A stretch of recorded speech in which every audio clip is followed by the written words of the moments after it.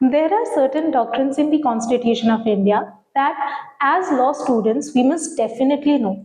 But what are these doctrines? Hello everyone, I'm Antara Narayan and welcome to Career Launcher, where we understand the fundamentals of law from the very basic. Now, doctrines are a set of established beliefs, rules, principles that helps us understand the applications of law.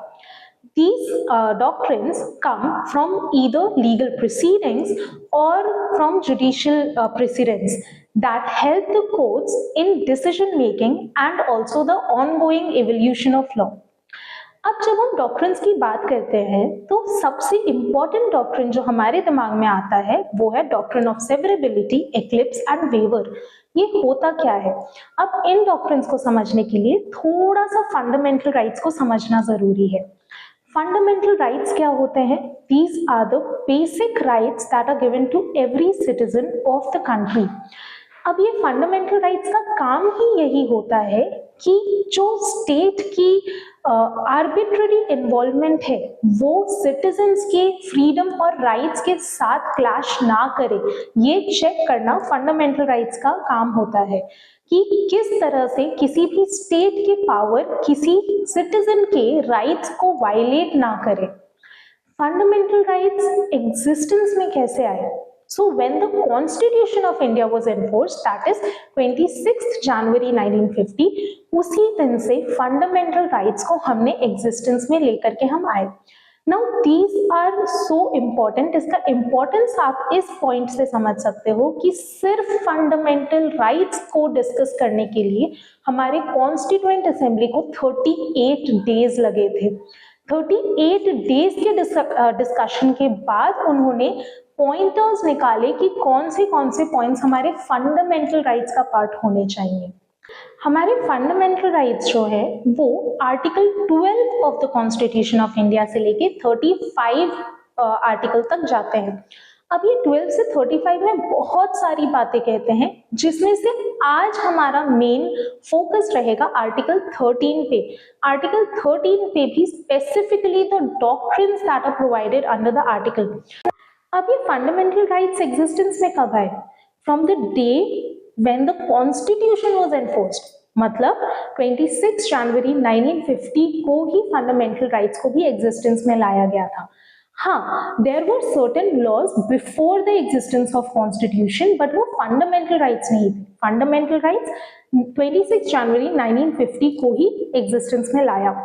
अब कोई भी law जो India में बनता है, चाहे constitution के existence में आने के बाद बने या पहले से चलता आ रहा हो, वो सारे ही लॉज को फंडामेंटल राइट से कंसिस्टेंट होना जरूरी होता है।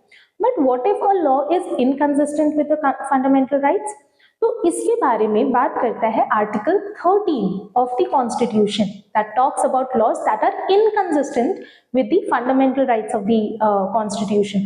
अब ऐसे सिचुएशन में क्या करना है? There are 4 principles in article 13, जिनमें से हम फर्स्ट 2 को आज डिस्कस करेंगे, जो आप देख सकते हो बोर्ड पे, article 13 clause 1 and article 13 clause 2। Now article 13 clause 1 बात करता है about pre constitution laws.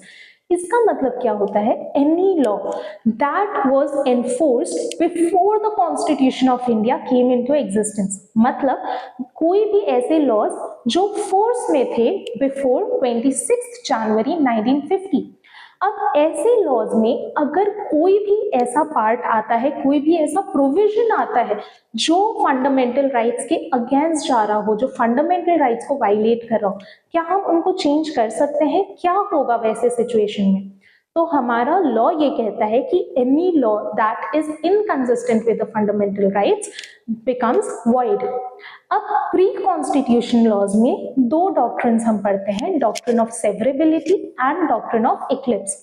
Doctrine of severability का मतलब होता है कि कोई भी लॉ का कोई भी पार्ट, नाउ लॉ जो है वो कॉन्स्टिट्यूशन के एग्जिस्टेंस में आने के पहले वाला होना चाहिए।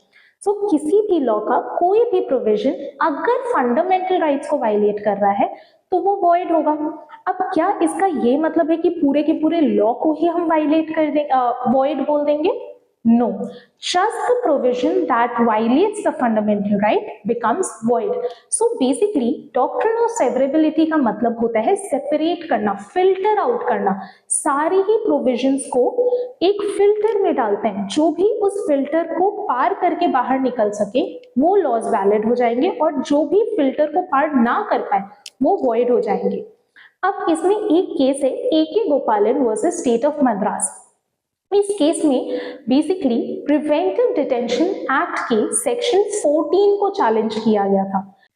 अब section 14 of the preventive detention act stated कि जब भी कोई अरेस्ट कर रहे हैं या किसी को डिटेन कर रहे हैं तो ग्राउंड फॉर अरेस्ट हमको डिस्क्लोज करने का जरूरत नहीं है, जो कि हमारे फंडामेंटल राइट्स का वायलेशन है। हमारा फंडामेंटल राइट्स ये कहता है that in case of arrest grounds for arrest बताना उस इंसान को मैंडेटरी है।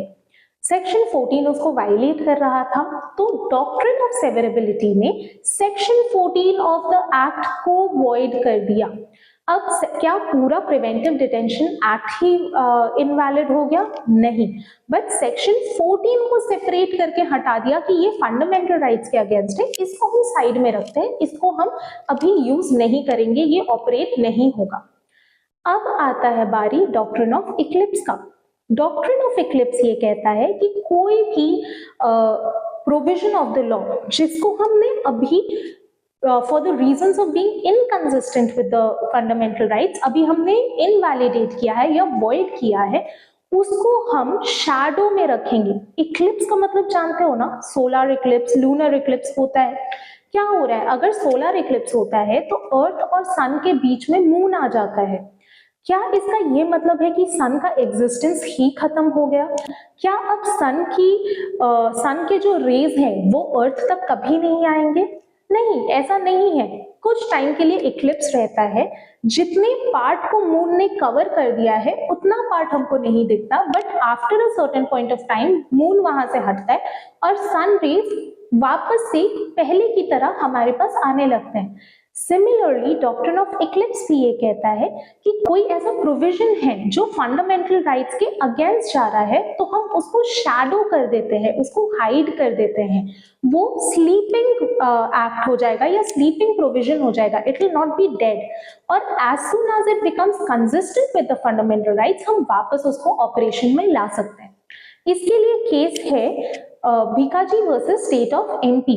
अब इस केस में क्या हुआ था वो डिस्कस करते हैं। 1947 का बेरार मोटर व्हीकल्स एक्ट को इस पर्टिकुलर केस में हमने चैलेंज किया था। अब ये जो एक्ट है ये एम्पावर करता है स्टेट गवर्नमेंट को पूरे के पूरे मोटर ट्रांसपोर्ट बिजनेस को अपने अंडर कर लेने का, बट ये हमारे कॉन्स्टिट्यूशन फंडामेंटल राइट्स के आर्टिकल 19 को वायलेट कर रहा था।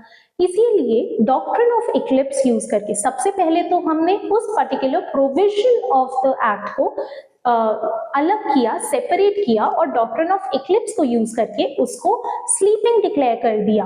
अभी के लिए डोरमेंट हो गया है, इनऑपरेटिव हो गया है। बट आगे चल के आर्टिकल 19 में खुद में ही काफी सारे चेंजेस आए and now states were allowed to monopolize certain businesses. अब क्योंकि स्टेट गवर्नमेंट के पास पावर आ गया है और ये लॉ भी तो स्टेट गवर्नमेंट को ही पावर दे रहा था, तो इस पर्टिकुलर प्रोविजन को अब ऑपरेट कर दिया, ऑपरेशन में ले आए। So a law that was inconsistent with the fundamental rights was kept inoperative, was declared to be void for a certain period, but due to changes in the constitution, जैसे ही वो constitution या fundamental right से consistent हो गया उसको हम वापस ऑपरेशन में लेकर के आ गए। अब आते हैं आर्टिकल 13 क्लॉज 2 पे, that talks about post constitution laws. Post constitution laws का मतलब कोई भी ऐसा लॉ जो 26 जनवरी 1950 के बाद बनाया गया हो।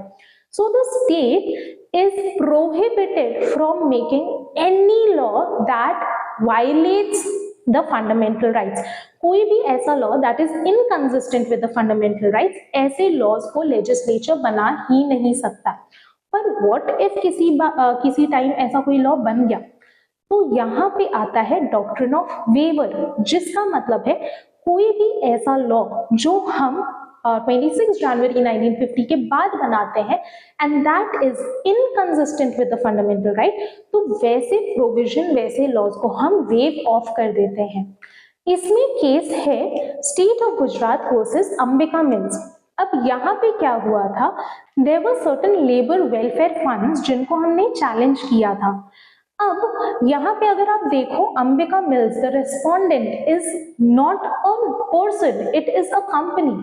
फंडामेंटल राइट सिटीजन्स पे अप्लाई होता है, बट किसी कंपनी या फैक्ट्री पे नहीं होता है। तो यहाँ क्वेश्चन आया कि अगर रेस्पोंडेंट फंडामेंटल राइट्स के अगेंस्ट काम कर रहा है but the respondent is not a citizen, not a person, तो ऐसे सिचुएशन में क्या डॉक्ट्रिन ऑफ वेवर यहाँ पे अप्लाई करेगा?